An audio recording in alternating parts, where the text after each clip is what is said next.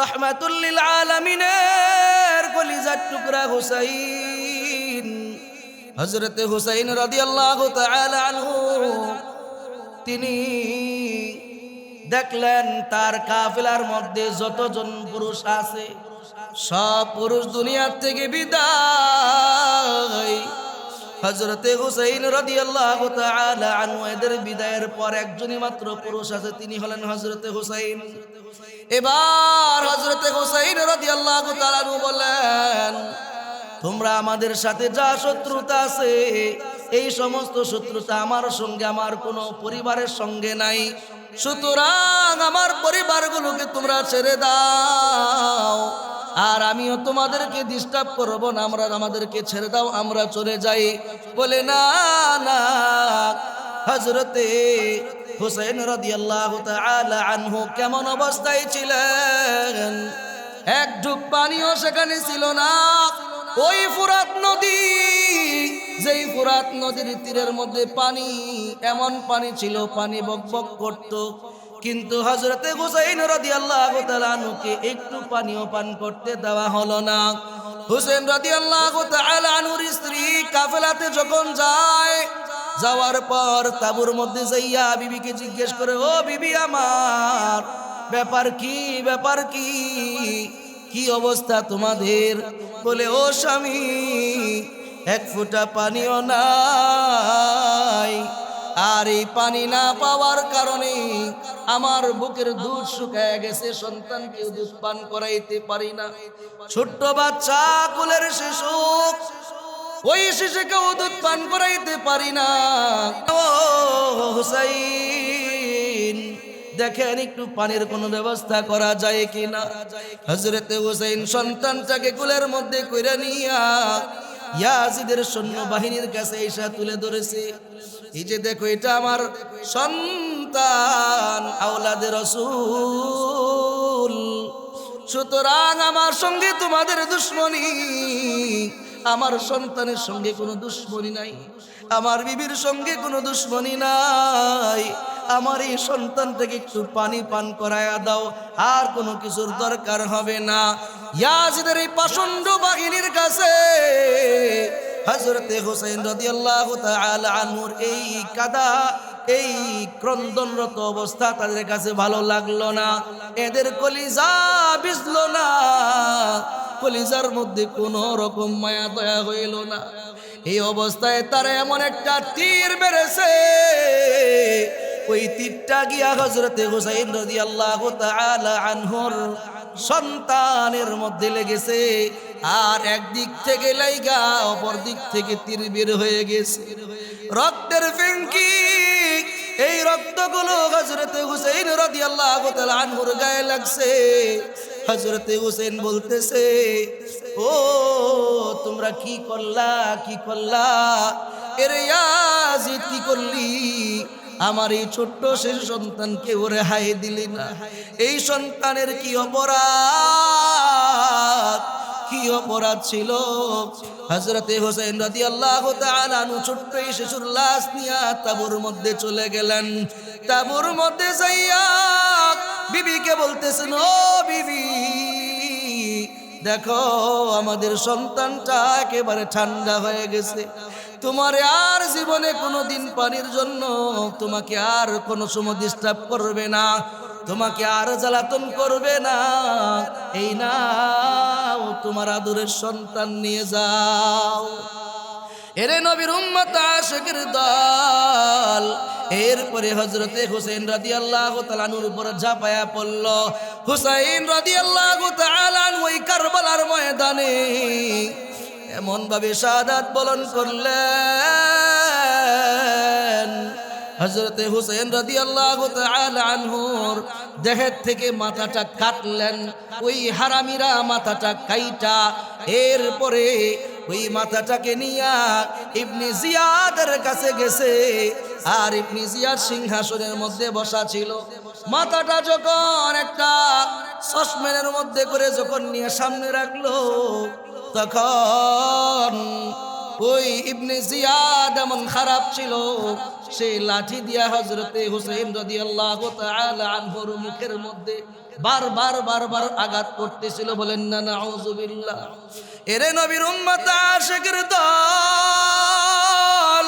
যেই হুসাইন রাদিয়াল্লাহু তাআলা আনহুকে আমার মায়ের নবী কেমন মুহাব্বত করেছে, হযরতে হুসাইনের জন্য আমার মায়ের নবী কেমন পাগল পারা ছিল। আমার মায়ের নবীর দিকে তাকাইলে হাসান আর হুসাইনের খিদা আল্লাহ মিটাইয়া দিতেন।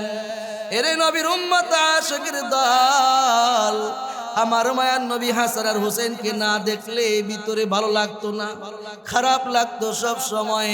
এমন নাতি হযরতে হুসাইন রাদিয়াল্লাহু তাআলা আনহুকে কারবালার ময়দানে শহীদ করে দেওয়া হয়েছে।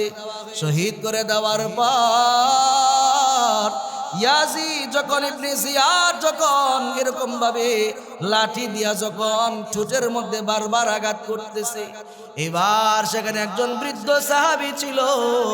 ওই সাহাবী বলতেছে, এরে নাফরমান, যা করেছস এতক্ষণ চুপ ছিলাম, কোনো কিছুই বলি নাই, এখন আর চুপ থাকতে পারলাম না।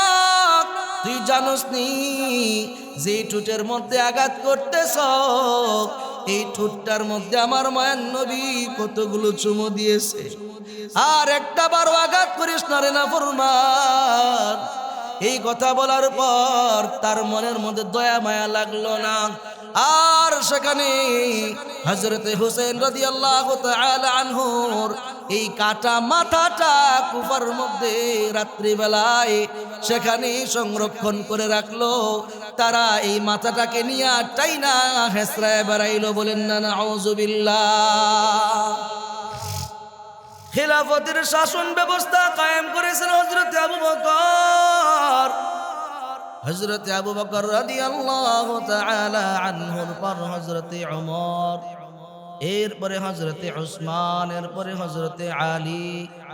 হযরতে আলী রাদিয়াল্লাহু তাআলা আনহু থেকে এরপরে হযরতে হাসান। এরপরে থেকেই খেলাফতের ব্যবস্থা যখন আমিরে মুয়াবিয়া রাদিয়াল্লাহু তাআলা আনহুর কাছে যখন খেলাফতের ব্যবস্থা গেল, তখন খেলাফত এমনিতে শেষ হয়ে গেছে। কেন? খেলাফতের ব্যবস্থা মায়ার নবী মুহাম্মদ আরবি সাল্লাল্লাহু আলাইহি ওয়াসাল্লাম সাহাবায়ে কেরামদেরকে খেলাফত ব্যবস্থা শিক্ষা দিয়ে গেছেন। সাহাবায়ে কেরাম খেলাফতের ব্যবস্থা কায়েম করেছেন, যার জন্য দুনিয়াতে কোনো অশান্তি, দুনিয়াতে কোনো হাঙ্গামা দাঙ্গামা তারা করতে পারে না। খেলাফত এমন একটা ব্যবস্থা যেটা আমার আল্লাহ পাক রব্বুল আলামিনের পক্ষ থেকে নির্বাচিত। আল্লাহ পাক রব্বুল আলামিন যেমনি ভাবে দুনিয়ার মধ্যে আল্লাহ তাআলা প্রতিনিধি পাঠিয়েছেন, খেলাফতের ব্যবস্থা করেছেন, ঠিক তেমনি ভাবে মুসলমানদের মধ্যে যখন খেলাফতের ব্যবস্থা থাকবে, যখন খেলাফত শাসন কায়েম হবে, তখন এই জমিনের মধ্যে আল্লাহর হুকুম ছাড়া কোন তন্ত্র মন্ত্রের হুকুম দুনিয়াতে চলতে পারে না। কথা বলুন ঠিক না বেঠি? এরে দুনিয়ার ইমানদার আল্লাহর গোলাম, মুহররম মাস বড় বরকতপূর্ণ মাস। এই মাসটার মধ্যে এমন এমন ঐতিহাসিক কিছু ঘটনা আল্লাহ পাক রব্বুল আলামিন তুলে ধরেছেন, যেগুলো অন্যান্য মাসে এই সমস্ত ঘটনাগুলো হয় নাই।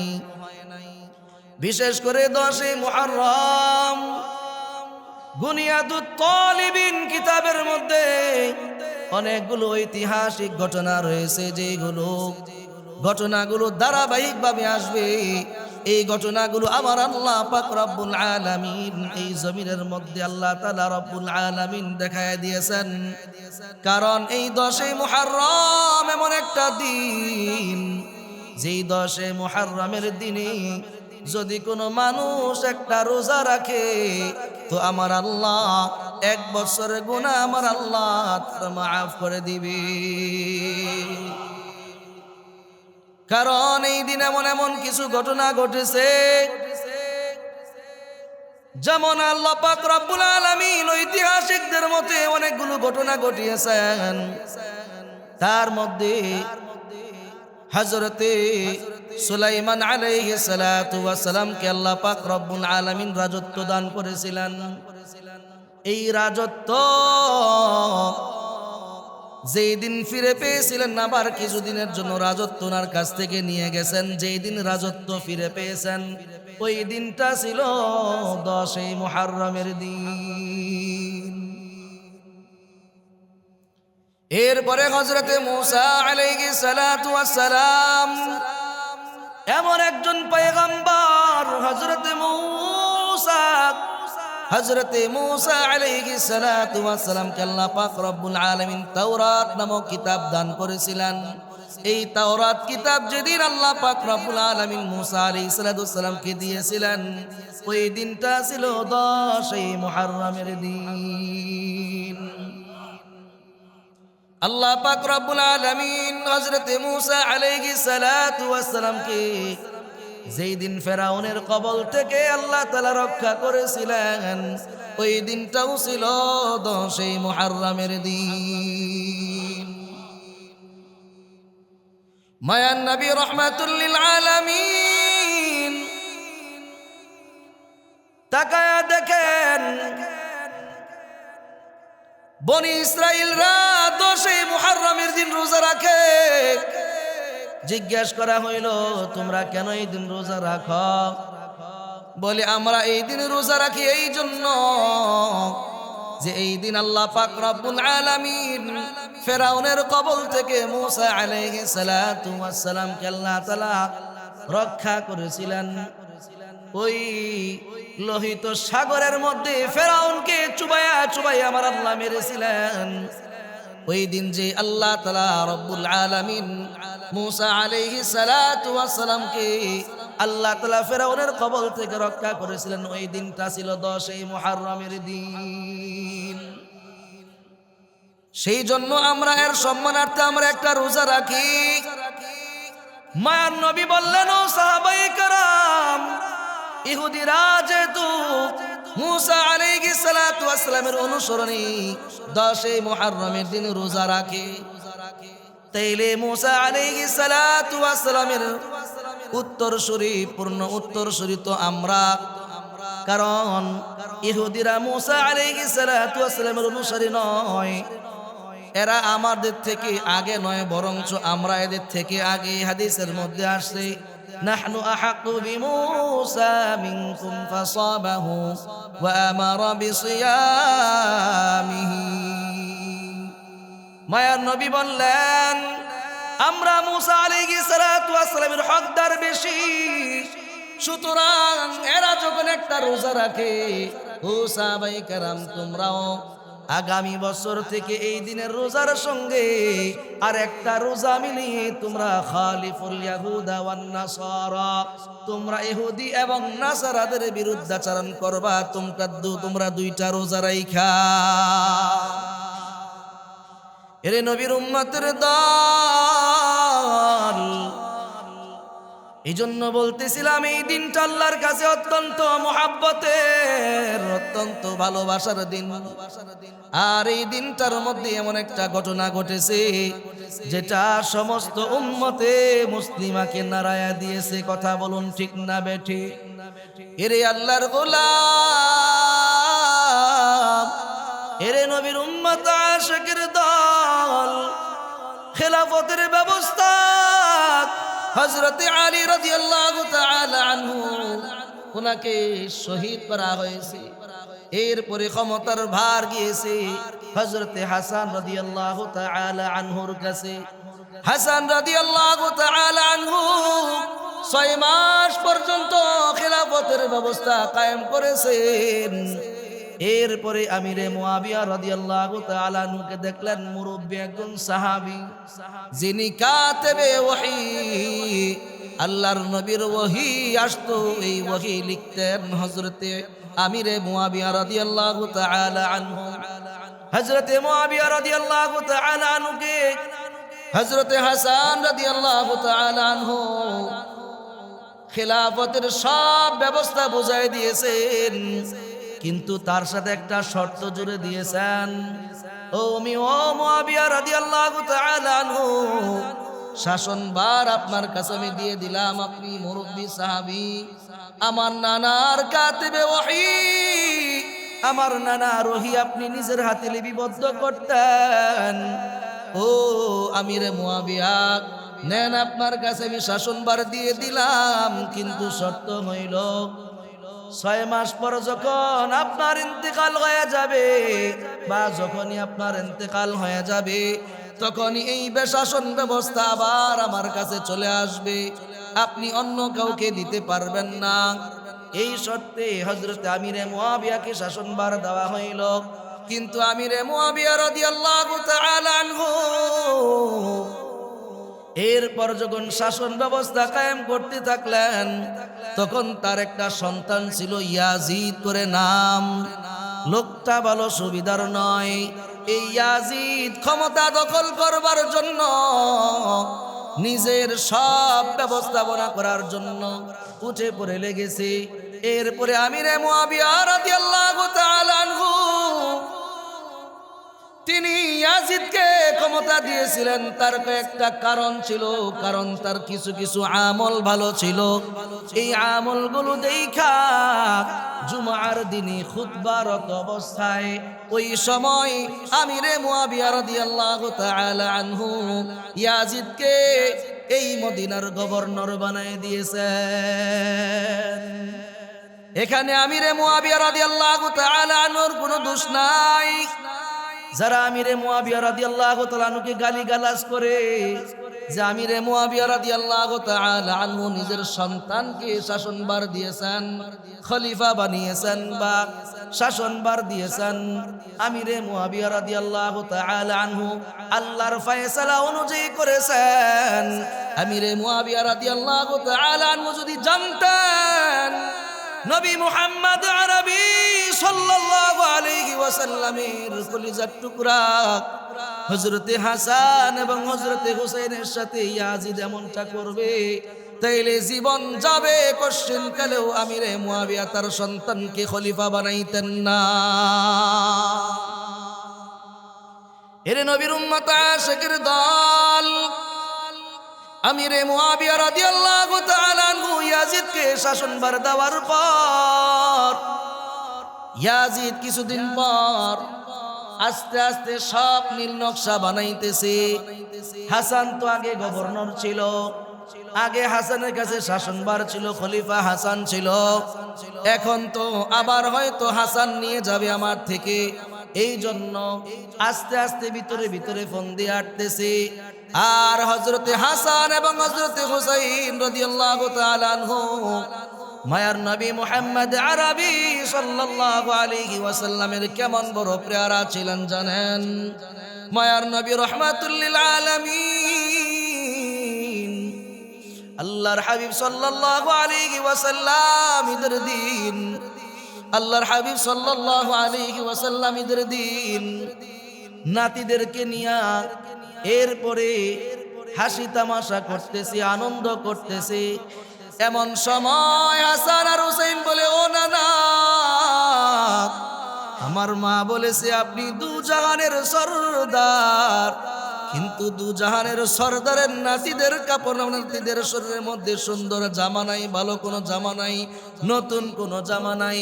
ও রাহমাতুল লিল আলামিন, আপনি যদি দুজাহানের সরদার হয়ে থাকেন, তাহলে আপনার নাতিদের এমন অবস্থা কেন? রাহমাতুল লিল আলামিন নবী মুহাম্মদ আরবি সাল্লাল্লাহু আলাইহি ওয়াসাল্লাম বললেন, ও নাতি আমার আল্লাহ পাক রব্বুল আলামিন যদি চায়, তাইলে আমার জন্য বহুত পাটটাও স্বর্ণ বানায় দিতে পারে। কিন্তু আল্লাহর কাছে আমি এই সমস্ত জাগতিক কোনো বিষয়ে চাই না। এই কথা বলার পর ওদের মধ্যে যখন কথোপকথন হইতেছে, ওদিক থেকে আমার আল্লাহ পাক রব্বুল আলামিন নবী মুহাম্মদ আরবি সাল্লাল্লাহু আলাইহি ওয়াসাল্লামের কলিজার টুকরা নাতিদের জন্য আল্লাহ পাক রব্বুল আলামিন জান্নাত থেকে পোশাকের ব্যবস্থা করে দিয়েছেন। জিবরাইল আমিন চলে আসে মায়ার নবীকে এসে বলতেছেন, ও রাহমাতুল লিল আলামিন, আপনার নাতিদের ঈদের বাজার, ঈদের পোশাক মদিনার কোনো বাজার থেকে কিনা হবে না। আপনার নাতিদের পোশাক আল্লাহ পাক রব্বুল আলামিন আরশের বাজার থেকে আল্লাহ তাআলা তৈরি করে দিবেন। এরে নবীর উম্মতের দল, এবার আল্লাহ পাক রব্বুল আলামিনের কাছ থেকে যখন এই ওয়াদা শুনলো, শোনার পর আল্লাহর হাবিব সাল্লাল্লাহু আলাইহি সাল্লামকে জিজ্ঞেস করা হলো, ও মায়ার নবী রাহমাতুল লিল আলামিন, আপনার নাতিদেরকে জিজ্ঞেস করেন কোন জামাটা তাদের জন্য পছন্দের হবে। এবার মায়ার নবী রাহমাতুল লিল আলামিন হাসানকে ডাক দিলেন, হাসান এদিকে আসো, কেমন জামা তোমার পছন্দ? ও হাসান তুমি বলো। হাসান বলল, না না, আমার কাছে সবুজ রঙের জামাটা আমার কাছে বড় পছন্দ হয়। আল্লাহর পক্ষ থেকে সবুজ রঙের জামা পাঠায় দেওয়া হইল। এরে নবীর উম্মত আশিকের দল, সবুজ রঙের জামা পাইয়া হাসান হাসে, হাসান আনন্দে আত্মহারা হয়ে যায়। কিন্তু আমার মায়ার নবী আনন্দ পায় না। আমার মায়ার নবী ভিতরে ভিতরে চোখ দিয়ে পানি পড়ে, আর আমার মায়ার নবী ব্যথায় ব্যথিত হয়ে যায় আর বলে, রে হাসান, সবুজ রঙের জামা পাইয়া এত আনন্দ করিও না। আমি মায়ার নবী দেখতেছি এই সবুজ রংটাই তোমার জন্য তোমার শেষ জীবনের শেষ অবস্থা হয়ে যাবে। অর্থাৎ ওই ইয়াজিদ তোমার এই সবুজ রং দিয়া তোমারে দুনিয়া থেকে বিদায় করে দিবে।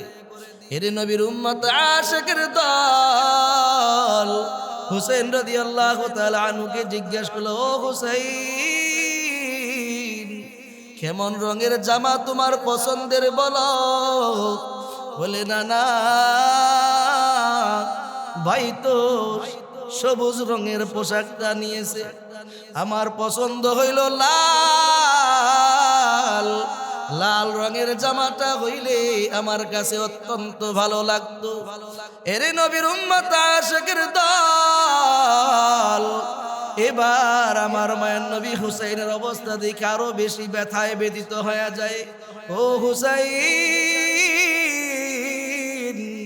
লাল জামা পাইয়া তোমার বড় পছন্দের কারণ, আর আমি মায়ার নবী ব্যথায় ব্যথিত হয়ে যাই। বলে, কেন গো নবী, কেন? বলে, হযরতে হাসান রাদিয়াল্লাহু তাআলা আনহুকে শহীদ করে দেওয়ার জন্য ইয়াজিদ উঠে পড়ে লেগেছিল, আর ইয়াজিদের একজন সহচর ছিল, তার স্ত্রীর একজন সহচর ছিল, যে হযরতে হাসান রাদিয়াল্লাহু তাআলা আনহুর স্ত্রীর সাথে বড় মিল মুহাব্বত ছিল, বড় আন্তরিকতা, বড় ভালোবাসা ছিল। হযরতে হাসান রাদিয়াল্লাহু তাআলা আনহুকে দুনিয়া থেকে খতম করে দেওয়ার জন্য ইয়াজিদ যখন উঠে পড়ে লেগেছিল, তখন ওই খাদেমাকে বলেছিল পানি আনার জন্য, পানি, আর ওই পানি নিয়ে আসার জন্য। পানি যখন আনলো, ওই পানির মধ্যে একটু বিষ মিশিয়ে দিয়েছিল। এই বিষ মিশানো মিশ্রিত পানি খাইয়া হযরতে হাসান রাদিয়াল্লাহু তাআলা আনহু দুনিয়া থেকে সবুজ রঙের হয়ে বিদায় হয়ে গেছে।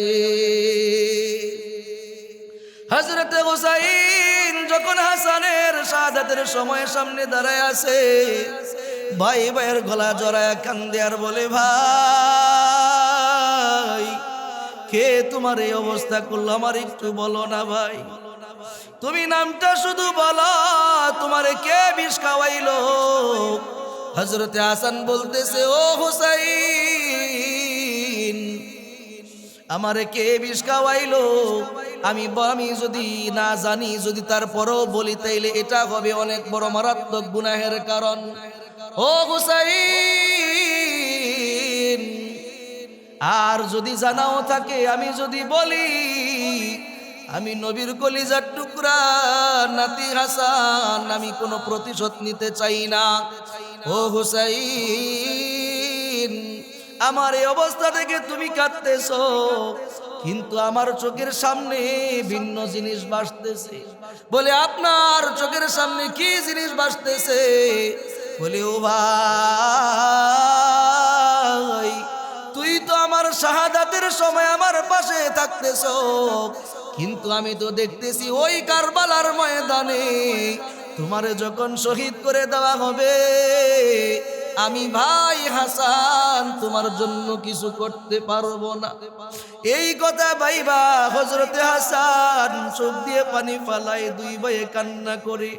হাসান রাদিয়াল্লাহু তাআলা আনহুকে যখন বিষ খাওয়া দুনিয়া থেকে বিদায় করে দিল, বিদায় করে দেওয়ার পর এরপরে হযরতে হুসাইন রাদিয়াল্লাহু তাআলা আনহু উনি মদিনায় গেলেন। মদিনায় যাওয়ার পর মক্কা থেকে চিঠি আসছে, ও হুসাইন আপনি আসেন, আপনার কাছে আমরা সকলে বাইআত গ্রহণ করব, আর আমরা আপনার কাছে বাইআত গ্রহণ করব, আমরা ইয়াজিদকে মানতে রাজি না। চিঠি আসলো। চিঠি আসার পর রহমাতুল লিল আলামিনের রওজার পাশে হুসাইন রাদিয়াল্লাহু তাআলা আনহু দাঁড়ায়া বলতেছে, ও মায়ার নবী, ওই মক্কা থেকে আপনি মদিনায় চলে আসছেন কাফের বেদিনদের অত্যাচারে, জালেমের জুলুম থেকে আপনি ফিরার জন্য এখানে চলে আসছেন, কিন্তু মদিনায় আমারেও তারা থাকতে দিল না। আমি আপনার জন্য, আপনার আল্লাহর মুহাব্বতে আমি মক্কায় চলে যাচ্ছি, কারণ সেখানে অনেক মানুষ আছে যারা আমার হাতে বাইআত গ্রহণ করবে। ওই মানুষগুলো হয়তো দিনের উপর আসবে। আমি যাই মক্কা নগরীতে চলে যাই। আল্লাহর নবী মুহাম্মদ আরবি সাল্লাল্লাহু আলাইহি ওয়াসাল্লামের কাছ থেকে বিদায় নিয়ে যখন হুসাইন ওই মক্কাতে চলে যায়, মক্কাতে চলে যাওয়ার পর ইয়াজিদ একটার পর একটা চিঠি দিতেছে, লোক পাঠাইতেছে। কেন? তুই যে হযরতে হুসাইন, তাড়াতাড়ি তুমি চলে আসো, তাড়াতাড়ি চলে আসো, আমার কর্তৃত্ব মেনে নাও। কুফা নগরী থেকে চিঠি একটা দুইটা নয়, এমন 360টা পর্যন্ত চিঠি হযরতে হুসাইন রাদিয়াল্লাহু তাআলা আনহুর কাছে আসছে। হুসাইন রাদিয়াল্লাহু তাআলা আনহু এই চিঠিগুলো পাইয়া হযরতে হুসাইন বলতেছে, আমার কুফাতে চলে যাওয়া দরকার, ইরাকের কুফায় আমি চলে যাব, কারণ সেখানে আমার অনেক ভক্তবৃন্দ আছে, তারা আমার হাতে বাইআত গ্রহণ করবে, ইয়াজিদের কর্তৃত্ব তারা মানবে না।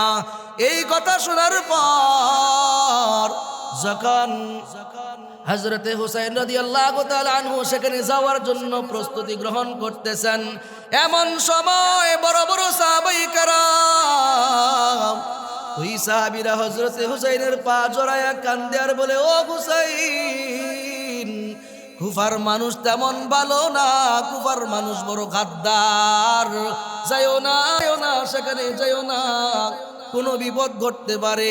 বলে না না, সেখানে আমি যাবই, কারণ সেখানে অনেক মানুষ আছে। উনার এক প্রতিনিধি পাঠাইলো, আসলাম ইবনে আকিল, তাকে পাঠাইলো। পাঠানোর পর ওই আসলাম ইবনে আকিলের হাতে 12,000 মানুষ বাইআত গ্রহণ করে নিল। হযরতে হুসাইন রাদিয়াল্লাহু তাআলা আনহু তৎক্ষণাৎ চিন্তা করে দিলেন, যদি আল্লাহর দ্বীনের উপর কিছু মানুষ আসে, আমার যতই বিপদ আসুক, এই বিপদ আমাকে কোনো কিছুই করতে পারবে না। এবার হযরতে হুসাইন রাদিয়াল্লাহু তাআলা আনহু 72 জনের এক কাফেলা নিয়া কুফার নগরীর দিকে রওনা। ওই সময় কুফা নগরের দিকে রওনা, তার মধ্যে 72 কাফেলার মধ্যে 40 জন ছিল পুরুষ, আর বাকি সব ছিল নারী এবং ছোট্ট ছোট্ট সন্তানেরা। এই খবর যখন পাইল তখন এই কুফার গভর্নর ছিল ইবনে জিয়াদ। এই জিয়াদ বলল, তুমি আমাদের কর্তৃত্ব মেনে নাও, না হলে আমাদের সঙ্গে যুদ্ধের মোকাবেলায় শরীক হয়ে যাও। হযরতে হুসাইন রাদিয়াল্লাহু তাআলা আনহু বলতেছে, না না, আমি ইয়াজিদকে কখনোই মানব না, ইয়াজিদের কর্তৃত্ব আমি কখনোই স্বীকার করব না, এতে আমার যা কিছু হয় হোক। এবার ৬,০০০-এর বিশাল বড় এক কাফেলা ইয়াজিদ হযরতে হুসাইন রাদিয়াল্লাহু তাআলা আনহুকে শাহাদাত বরণ করাবার জন্য, শহীদ করে দেওয়ার জন্য ওই কুফা নগরের দিকে রওনা করেছে। বলেন তো ৭২ জন মানুষের বিরুদ্ধে কি ৬,০০০ মানুষের মোকাবেলা চলে? হ্যাঁ, হযরতে হুসাইন রাদিয়াল্লাহু তাআলা আনহু কিন্তু সেখানে শহীদ হবে, এটা বাস্তব, কিন্তু উনি কিন্তু মোকাবেলা করবার জন্য যায় নাই। উনি উনার আহলে ইয়াল পরিবার নিয়ে গেছে। যুদ্ধের ময়দানে কখনো পরিবার নিয়ে যায়? হ্যাঁ, ছোট্ট শিশুকে নিয়ে যায়? কোশ্চিন কালেও নয়। হযরতে হুসাইন রাদিয়াল্লাহু তাআলা আনহু সেখানে গিয়েছিলেন পরিবার সহ। বোঝা গেল হুসাইন রাদিয়াল্লাহু তাআলা আনহু সেখানে যুদ্ধের জন্য যায়নি। হুসাইন রাদিয়াল্লাহু তাআলা আনহু যখন সেখানে গেলেন, যাবার পর আস্তে আস্তে এরা যখন ঝাঁপায়ে পড়লো, ইয়াজিদের বাহিনী যখন ঝাঁপায়ে পড়লো, ইয়াজিদের বাহিনী ঝাঁপায়ে পড়ার পর রাহমাতুল লিল আলামিনের কলিজার টুকরা হুসাইন, হযরতে হুসাইন রাদিয়াল্লাহু তাআলা আনহু, তিনি দেখলেন তার কাফেলার মধ্যে যতজন পুরুষ আছে সব পুরুষ দুনিয়ার থেকে বিদায়। হযরতে হুসাইন রাদিয়াল্লাহু তাআলা আনহু এদের বিদায়ের পর একজনই মাত্র পুরুষ আছে, তিনি হলেন হযরতে হুসাইন। এবার হযরতে হুসাইন রাদিয়াল্লাহু তাআলা আনহু বলেন, তোমরা আমাদের সাথে যা শত্রুতা আছে, এই সমস্ত শত্রুতা আমার সঙ্গে আমার কোনো পরিবারের সঙ্গে নাই, সুতরাং আমার পরিবারগুলোকে তোমরা ছেড়ে দাও, আর আমিও তোমাদেরকে ডিস্টার্ব করব না, আমাদেরকে ছেড়ে দাও, আমরা চলে যাই। বলে, না না, হযরতে হুসাইন রাদিয়াল্লাহু তাআলা আনহু কেমন অবস্থায় ছিলেন? এক ঢুক পানিও সেখানে ছিল না। ওই ফুরাত নদী, যেই ফুরাত নদীর তীরের মধ্যে পানি, এমন পানি ছিল পানি বকবক করত, কিন্তু হযরতে হুসাইন রাদিয়াল্লাহু তাআলা আনহুকে একটু পানিও পান করতে দেওয়া হলো না। হুসাইন রাদিয়াল্লাহু তাআলা আনহুর স্ত্রী কাফেলাতে যখন যায়, যাওয়ার পর তাবুর মধ্যে যাইয়া বিবিকে জিজ্ঞেস করে, ও বিবি আমার, ব্যাপার কি, ব্যাপার কি, কি অবস্থা তোমাদের? বলে, ও স্বামী, এক ফোঁটা পানিও নাই, আর এই পানি না পাওয়ার কারণে আমার বুকের দুধ শুকায় গেছে, সন্তানকে দুধ পান করাইতে পারি না। ছোট্ট বাচ্চা, কোলের শিশু, ওই শিশুকেও দুধ পান করাইতে পারি না। ও মায়া, ও হুসাইন, দেখেন একটু পানির কোনো ব্যবস্থা করা যায় কিনা। হযরতে হুসাইন সন্তানটাকে কোলের মধ্যে কইরা নিয়া ইয়াজিদের সৈন্য বাহিনীর কাছে এসে তুলে ধরেছে। এই যে দেখো, এটা আমার সন্তান, আওলাদে রাসূল, সুতরাং আমার সঙ্গে তোমাদের দুশ্মনী, আমার সন্তানের সঙ্গে কোনো দুশ্মনী নাই, আমার বিবির সঙ্গে কোনো দুশ্মনী নাই, আমার এই সন্তানটাকে একটু পানি পান করায়া দাও, আর কোনো কিছুর দরকার হবে না। ইয়াজিদের এই পাষণ্ড বাহিনীর কাছে হযরতে হুসাইন রাদিয়াল্লাহু তাআলা আনহুর এই কাদা, এই ক্রন্দনরত অবস্থা তাদের কাছে ভালো লাগলো না, এদের কলিজা ভিজলো না, কলিজার মধ্যে কোনো রকম মায়া দয়া হইল না। এই অবস্থায় তারা এমন একটা তীর মেরেছে, ওই তীরটা গিয়া হযরতে হুসাইন রাদিয়াল্লাহু তাআলা আনহুর সন্তানের মধ্যে লেগেছে, আর একদিক থেকে লাইগা অপর দিক থেকে তীর বের হয়ে গেছে। রক্তের ফেঙ্কি এই রক্তগুলো হযরতে হুসাইন রাদিয়াল্লাহু তাআলা আনহুর গায়ে লাগছে। হযরতে হুসাইন বলতেছে, ও তোমরা কি করলা, কি করলা? এর ইয়াজিদ কি করলি? আমার এই ছোট্ট শিশু সন্তানকে ওরে হাই দিলি না। এই সন্তানের কি অপরাধ, কি অপরাধ ছিল? হযরতে হুসাইন রাদিয়াল্লাহু তাআলা আনহু ছোট্ট এই শিশুর লাশ নিয়ে তাঁবুর মধ্যে চলে গেলেন। তাঁবুর মধ্যে যাইয়া বিবিকে বলতেছেন, ও বিবি, দেখো আমাদের সন্তানটা একেবারে ঠান্ডা হয়ে গেছে। তোমার আর জীবনে কোনোদিন পানির জন্য তোমাকে আর কোনো সময় ডিস্টার্ব করবে না, তোমাকে আর জ্বালাতন করবে না। এই নাও তোমার আদরের সন্তান নিয়ে যাও। এরে নবীর উম্মত আশিকের দল। এরপরে হযরতে হুসাইন রাদিয়াল্লাহু তাআলা আনহুর উপর ঝাঁপায়া পড়ল। হুসাইন রাদিয়াল্লাহু তাআলা আনহু ওই কারবালার ময়দানে এমন ভাবে শাহাদাত বরণ করলেন, হযরতে হুসাইন রাদিয়াল্লাহু তাআলা আনহুর দেহের থেকে মাথাটা কাটলেন। ওই হারামিরা মাথাটা কাইটা এরপরে ওই মাথাটাকে নিয়ে ইবনে জিয়াদের কাছে গেছে। আর ইবনে জিয়াদ সিংহাসনের মধ্যে বসা ছিল।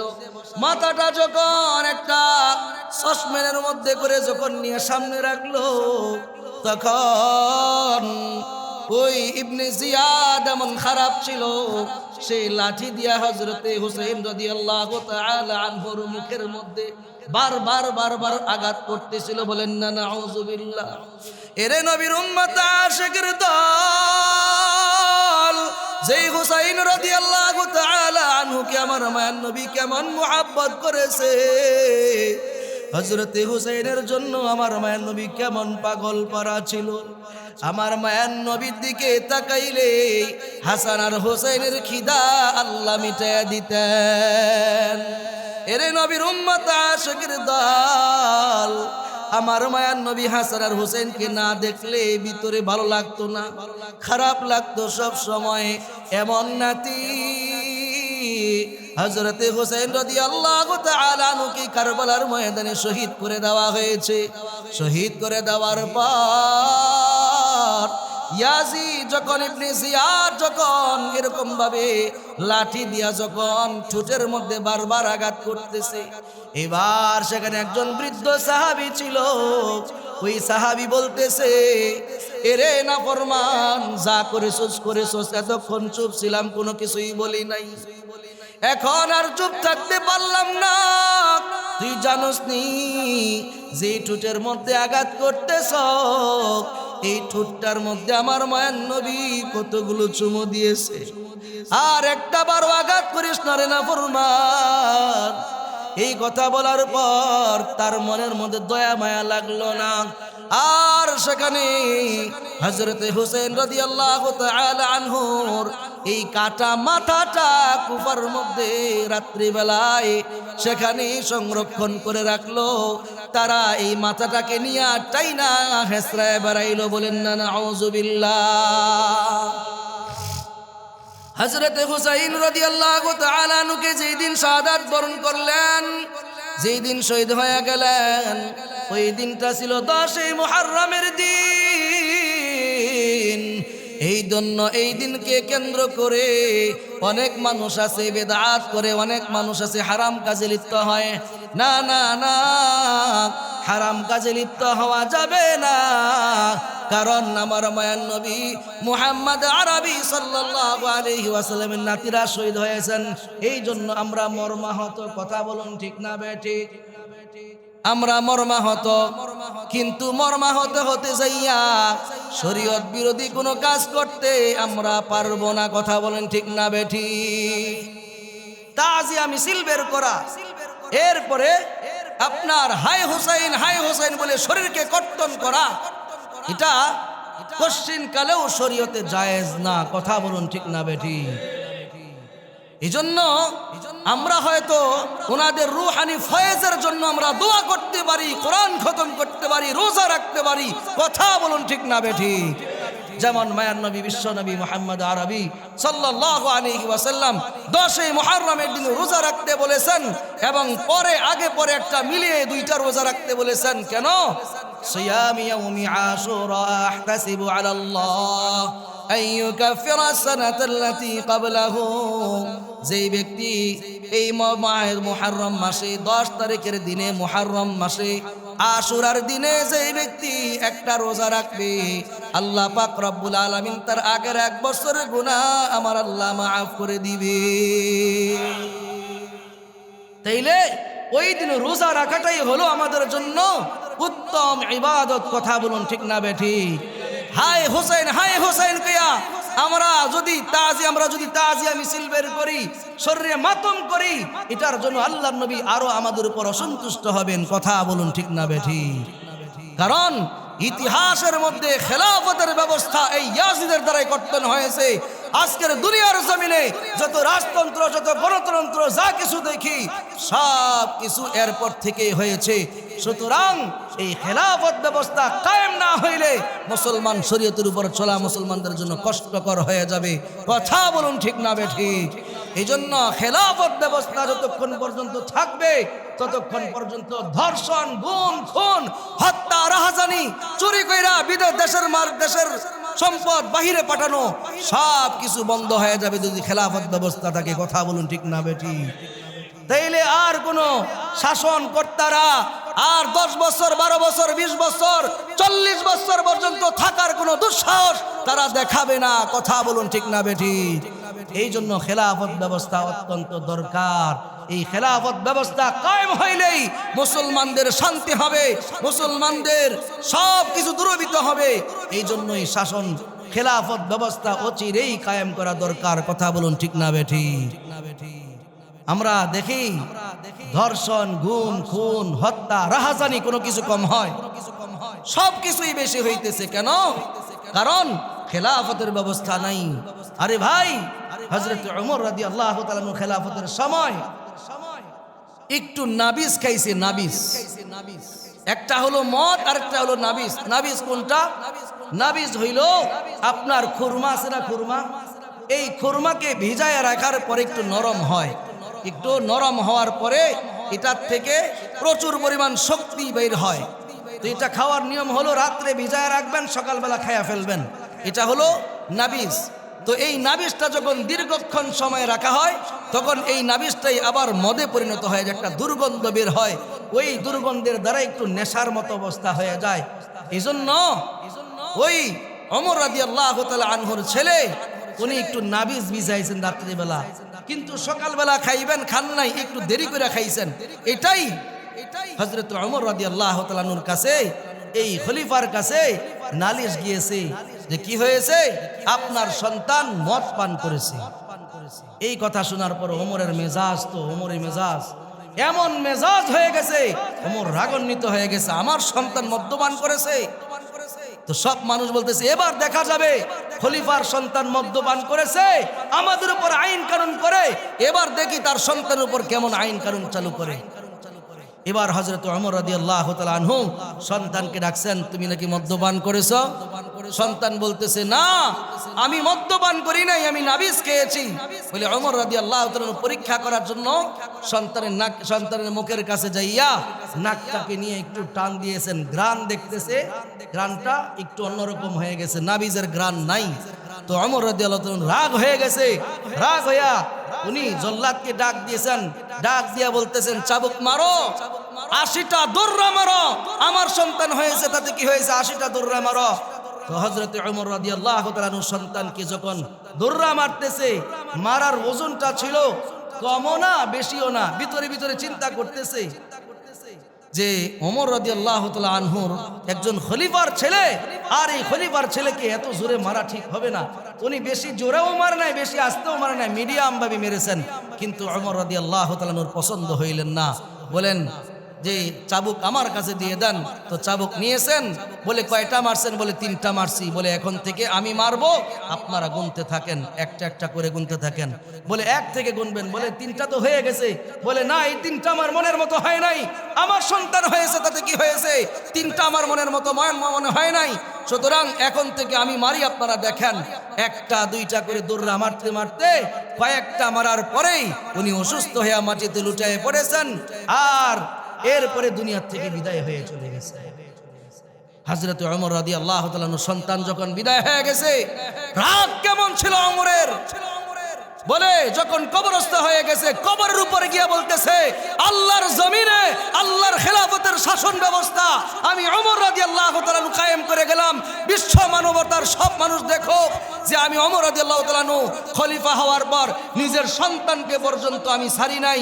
বাকি 80টা দৌড়া মারতে যতগুলো বাকি থাকে ততগুলো দৌড়া ওই কবরের উপর মেরেছেন, আর আল্লাহর কাছে বলেছেন, আল্লাহ আমার সন্তানের উপর আমি দয়া দেখাই নাই। সুতরাং আল্লাহ আসামির কাঠগড়ায় আমি ওমরকে আপনি কাঠগড়া দাঁড় করেন না। বলেন না সুবহানাল্লাহ।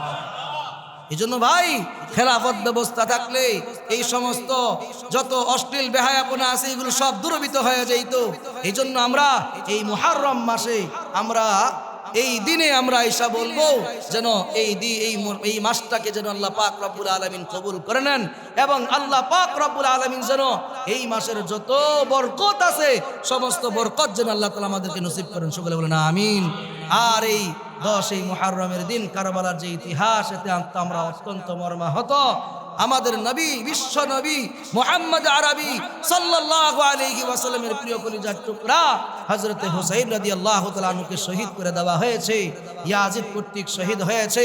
মুআবিয়া রাদিয়াল্লাহু তাআলার কোনো অপরাধ নাই, কোনো দোষ নাই। আমরা কেউ মুআবিয়া রাদিয়াল্লাহু তাআলাকে গালি দিব না। ইয়াজিদ কর্তৃক হয়েছে, মুআবিয়া রাদিয়াল্লাহু তাআলার এখানে কোনো হাত ছিল না। এই জন্য হযরত হুসাইন রাদিয়াল্লাহু তাআলা যেহেতু শাহাদাত বরণ করেছেন, এবং এই 10 মুহররমের দিনে অনেকগুলো ঐতিহাসিক ঘটনা ঘটেছে। হযরত দাউদ আলাইহিস সালাতু ওয়াস সালামকে আল্লাহ পাক রব্বুল আলামিন উঠায় নিয়েছেন। আরো অনেকগুলো ঘটনা এই দিনে, এই 10 মুহররমের দিনে ঘটেছে। এই জন্য এই দিনটা আল্লাহর কাছে অত্যন্ত মহাব্বতের, অত্যন্ত ভালোবাসার। এই জন্য এই দিনে আমরা আমল করতে রাজি আছি তো ইনশাআল্লাহ। আমরা আমল যে করব, সুন্নতের বাহিরে করব নাকি সুন্নতের ভিতরে থাইকা?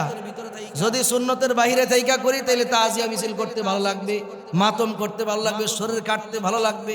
আর যদি সুন্নতের ভিতরে থাইকা করি তাহলে ওই দিন খতম, তেলাওয়াত, রোজা এই সমস্ত আমল বন্দি করব। আল্লাহ পাক রব্বুল আলামিন সকলকে তৌফিক দান করেন। সকলে বলেন আমিন।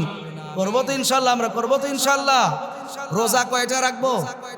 কয়টা? 2টা রোজা রাখবো। একটা হলো 10 মুহররমের দিন, আরেকটা হলো আগে এবং পরে মিলায়া। তাহলে 10 মুহররম হয় রবিবার দিন। কোন দিন? রবিবার দিন আশুরা। 10 মুহররম আমরা আগামীকালকে এবং পরশু 2টা রাখতে পারবো। অথবা কেউ যদি মনে করেন সোমবার দিন, এই দিনটা অত্যন্ত ভালো একটা দিন, এই দিনে রোজা রাখবেন, তাহলে রবি এবং সোম 2টা রোজা রাখবেন ইনশাআল্লাহ। সবাই রাখবেন তো? নিয়ত আছে সবার? সবার নিয়ত আসেনি? রাখবেন তো ইনশাআল্লাহ। মহিলা মা বোন যারা আপনারা আছেন, আপনারা পবিত্র থাকলে আপনারাও ইনশাআল্লাহ রোজা রাখবেন। আপনাদের জন্য অত্যন্ত ফজিলত এই রোজাগুলো। এই জন্য আমরা আমল বেশি বেশি করে করব, কথায় না, আমরা কাজে আমরা বেশি বেশি করে দেখাবো। আমরা অনেক সময় অনেক কথা বলি কিন্তু আমল করতে রাজি না, ঠিক না? অনেক কথা বলি, কথায় বড় পটু আমরা, কিন্তু আমল করতে রাজি না। এই জন্য বলবো আমরা আমল বেশি বেশি করে করলে আমাদের জান্নাতের পথ সুগম হবে, জাহান্নামের পথ বন্ধ হবে। কারণ আল্লাহ তাআলা ওই ব্যক্তিকে আল্লাহ তাআলা সফল কাম বলে ঘোষণা করেছেন যে ব্যক্তিকে আল্লাহ তাআলা জাহান্নাম থেকে দূরে রাখছেন।